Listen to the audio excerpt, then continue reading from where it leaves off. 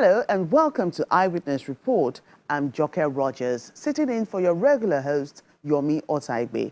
On this edition of the program, we bring you the latest on the demolition of distressed buildings by the State Building Control Agency in Lagos State in Ebute Metta in a bid to reduce the danger of collapsed buildings.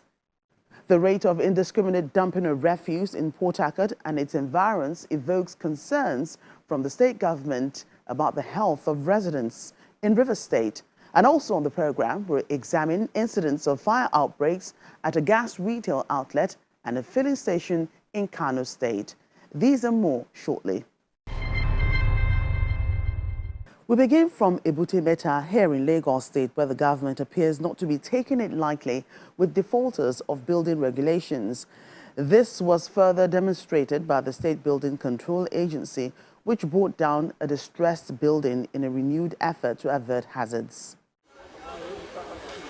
From a distance, everything seemed normal with this two-story building on Bola Street by Glover Street in Ebute Metta, Lagos mainland.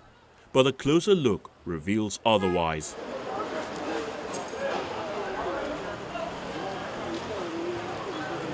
Reason the state government is asking residents to leave while the building is marked for demolition.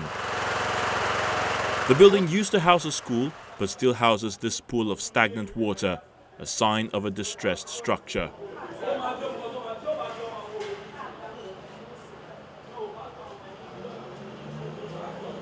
In spite of its bad state, it still provides cover for some residents who would not leave even after an evacuation notice was served. Now they are made to forcefully leave at the site of bulldozer on standby for demolition.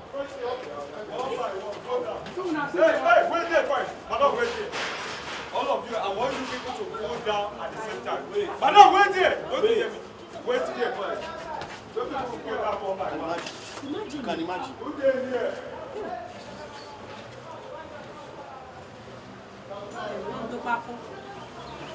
Hey, wait here. Wait, Papa. Hey, Papa, wait here. All of you will go down at the same time. Sorry. Madam, go back. You know them, as they are going down. Oh, yeah. They go. They say nobody's there. Somebody's there. How can you make sure somebody's there? Somebody's there because you need the 5 minutes. Yeah. Only 5 minutes. Don't let anybody go. One of the occupants plead to evacuate her belongings. Only me there. What is there? My fridge, that's the big of it. They left me. Go and carry your fridge. Come and help me.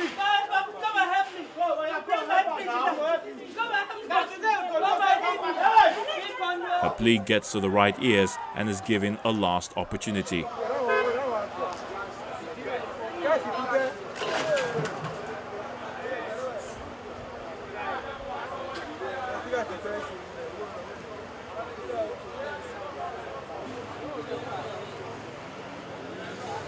Everyone is ushered out of the building, and within a short time, the bulldozer begins the task of stopping the house from causing harm to anyone.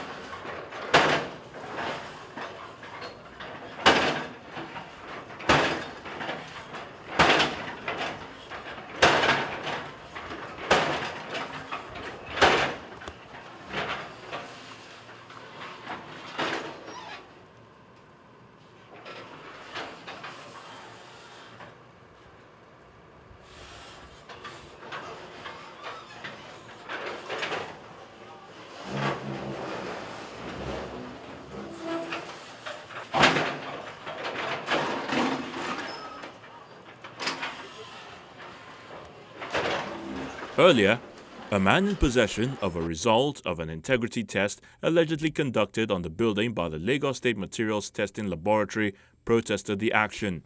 And from the engineer's report and that test report, it gave us about 10 years to effect something like that. 10 years? 10 years, it's on the report.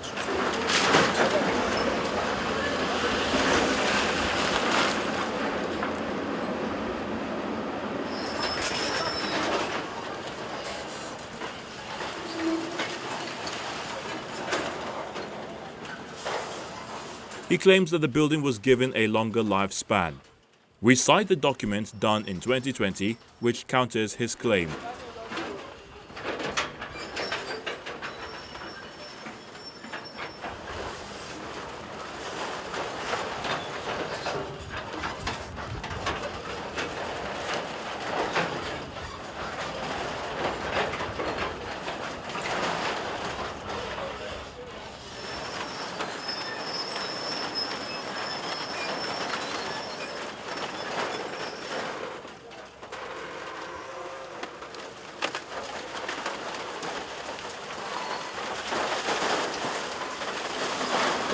Director of Enforcement at the Lagos State Building Control Agency, who leads the exercise, reacts to the man's claim. I'm not privy to such information. It's not to my own knowledge. Very clearly, this house is distressed. Even the residents testify to the facts, attest to the fact that they know that the building is distressed. So for somebody saying that the distressed building will last for 10 years, it must be a professional. Maybe, I don't know where his qualification is from. I wouldn't know if he has such is in such a position rather to give that kind of information, whether it is the time at which a building can collapse. The removal of distressed and non-conforming buildings within the metropolis may not be unconnected to the incessant building collapse in the state. Long before that collapse, the agency has been up and about with its responsibilities. But of course, those incidences also makes us realize that there is still a lot to be done. Okay? So this is still part of our job. We are stepping it up and ramping it up as fast as possible because we get to understand that there is still quite a lot of work to be done, and we're doing as much as we can, making sure that all identified distressed buildings are safely evacuated and safely removed. According to the owners, it may have taken at least 4 years to bring down the building. Now it's taking only a few hours to do so.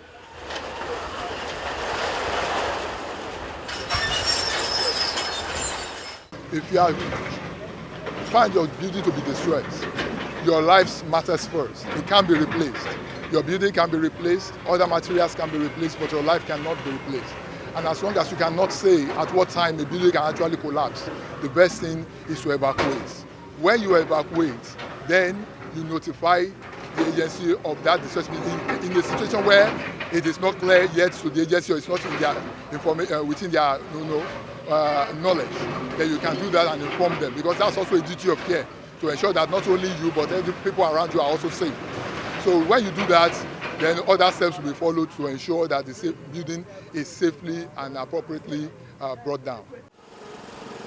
This building on Herbert Macaulay Street and the other at BORNO Way by Ibadan Street, as well as this one on BORNO by Abeokuta Street, all within Ebute-Metta, are some of those already marked for demolition.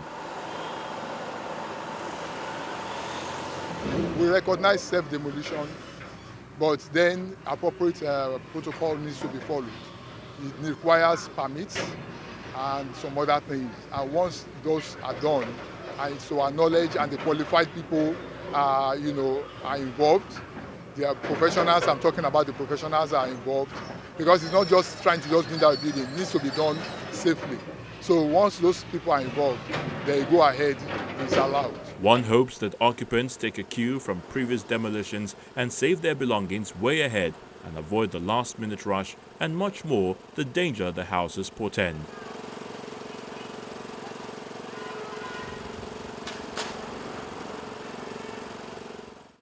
The sight of refuse dumped on the streets of Port Harcourt, River State, and its environs could discourage visitors and investors coming into the state. While the state government is making efforts to improve the method of waste management, it's also considering a new policy to make people pay more for evacuating refuse if residents continue to dispose waste indiscriminately. For weeks, heaps of refuse have become a common sight on major roads in Port Harcourt, the River State capital, and Obiakwa local government area.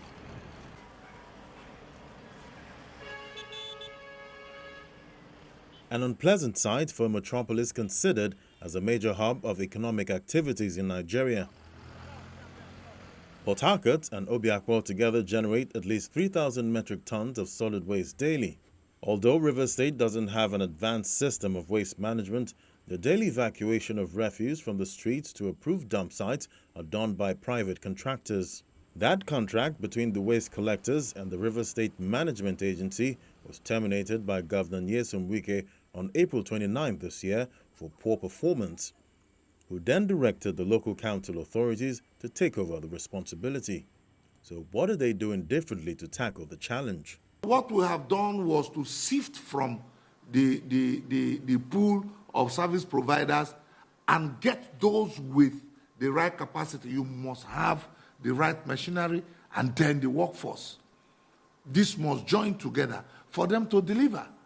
If not, it will be difficult. So that the people we are using, we have identified these few people and we are using them from the pool of the previous service providers.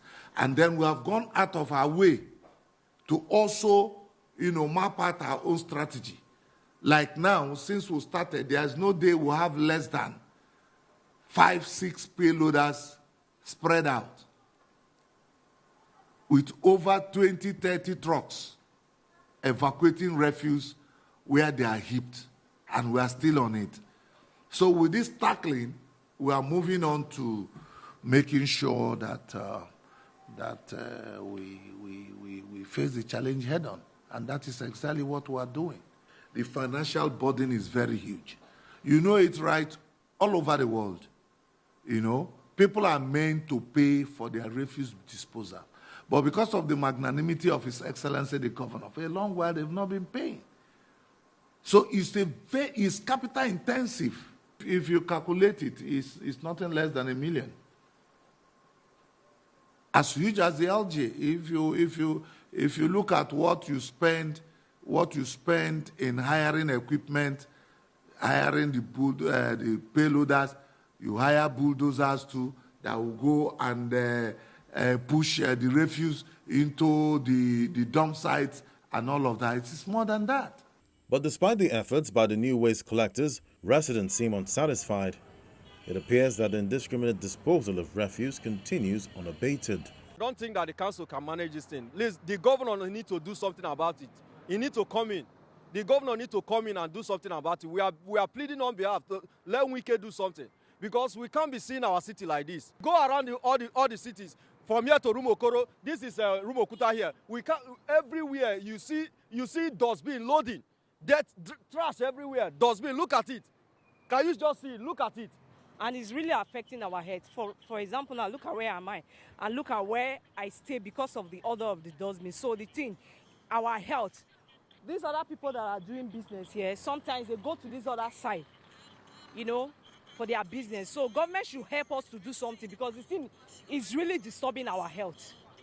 Still worried by the heaps of refuse littered on the streets of Port Harcourt and its environs, Governor Wike recently set up a 5-man task force on sanitation headed by ISOBOYE Jack to improve on what the council chairmen are doing. Within 2-3 weeks, we should be able to know where we're going. We need to create a certain method of evacuation and also dumping of refuse, because the key thing here is indiscriminate dumping and without regulations is one of the biggest issues that we have, and also provision of receptacles on where people will dump the refuse, and also making provisions for containerization of refuse. Because once you make containerization easy for people disposing refuse, it becomes easy. Enforcement is also key, because our people, if you don't enforce, they will definitely not do what you ask them to do. So we're also going to do a lot of enforcement. With that, we'll be able to get the result. I believe so.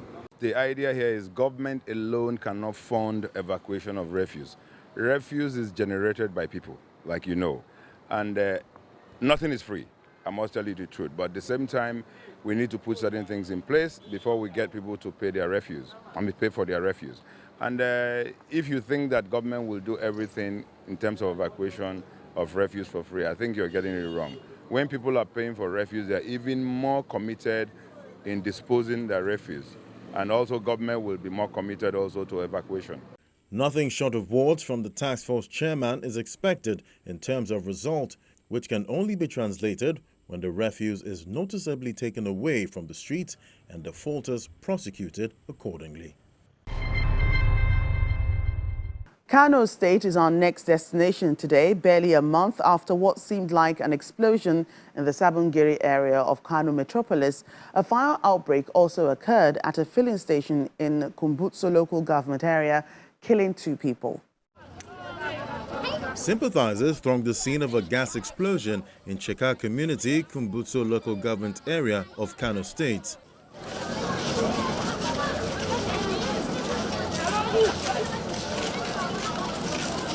Shops and residential buildings destroyed in the wake of a blast from a gas refill outlet.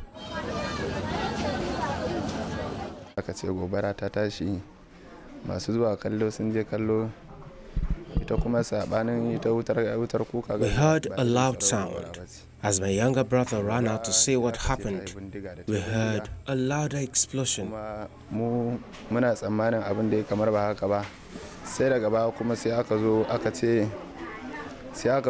later discovered that my brother died in the fire.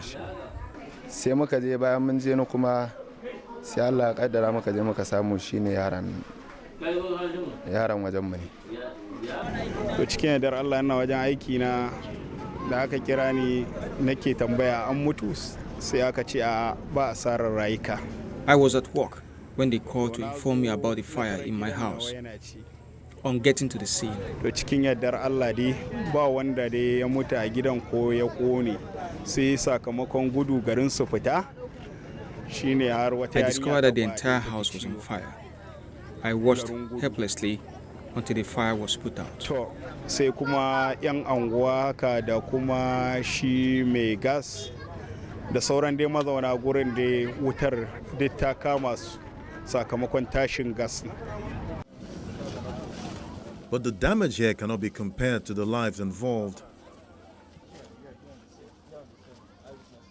The Murtala Muhammad Specialist Hospital in Kano Metropolis admitted 19 victims who sustained various degrees of burns. Sadly, most of them are children.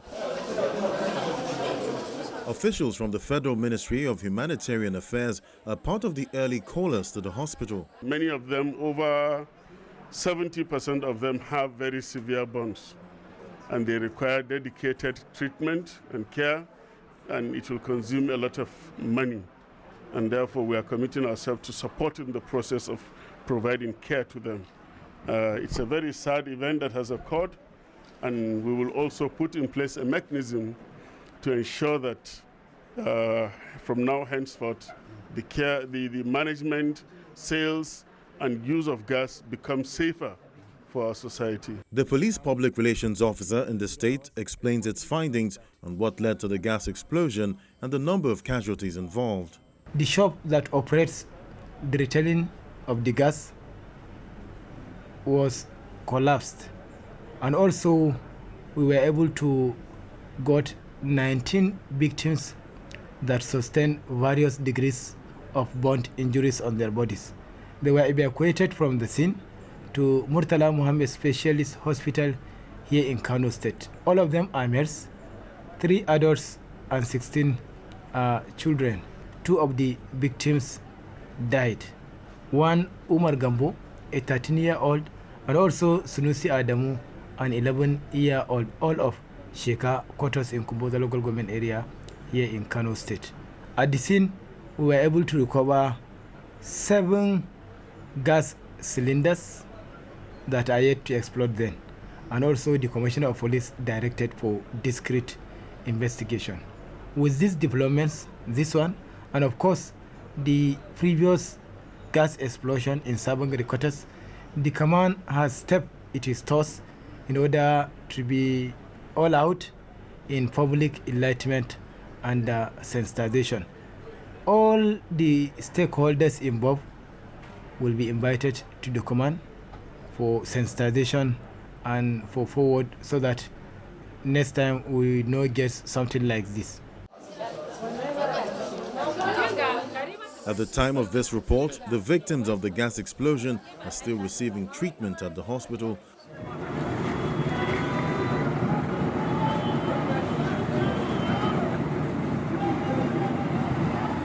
Two days before the gas explosion, an eyewitness video of a fire at a filling station emerged.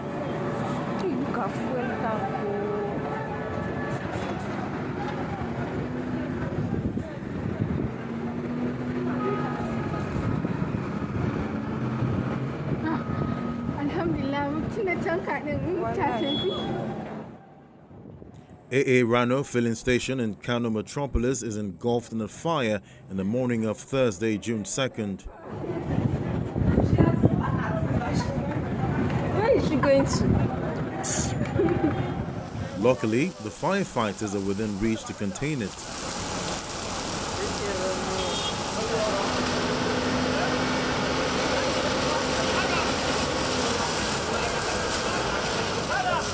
You have to talk to protect your. How can they impact for everything? But what's social media? Damages are, however, recorded. One of the fuel dispensing units is completely burnt, has since been evacuated.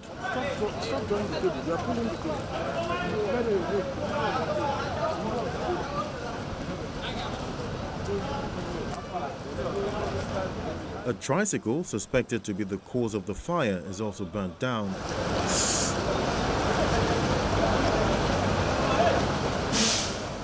When we approached the scenes, there was a bike on fire and also a tricycle, that is keke napep, which was already the main source of the fire. And then we tried as much as possible to eliminate the fire from that keke napep. This thing that you are seeing, we are doing it in order to reinforce confidence in the mind of the people that have gathered here. But only single pump, we are having problem with it, and our pump attendant has already cleared the problem. They have extinguished the fire, and as I told you earlier on, no any single casualty. The station has since been closed to enable the management and relevant agencies to further ascertain the extent of damage and carry out repairs on the facility to ensure it's safe before business resumes.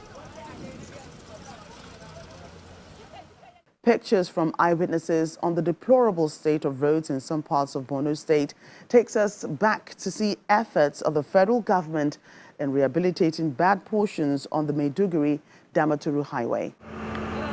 Men and machines at work on the Jimtilo section of Maiduguri-Damatur expressway, which links Borno to neighboring states.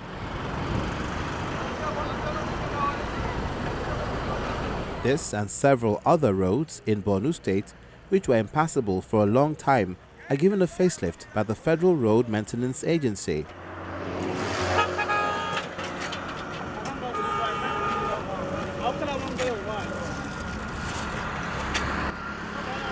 The field engineer reveals that the agency is on the verge of completing the reconstruction and rehabilitation of 37 road projects in the state.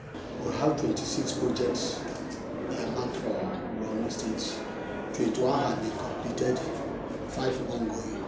Still, by direct labor 2021-2022, we have 11 projects, 7 completed, 4 ongoing. The bad state of some of these roads were captured by eyewitnesses, some of whom are motorists. The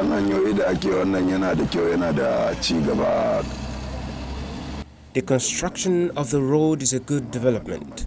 The maintenance of potholes has reduced the number of accidents. If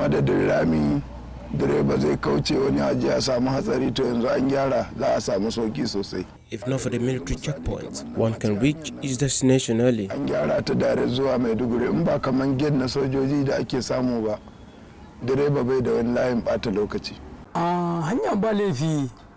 road is okay. The federal government has taken the responsibility to fix it. We are grateful and satisfied. The roads were in bad condition.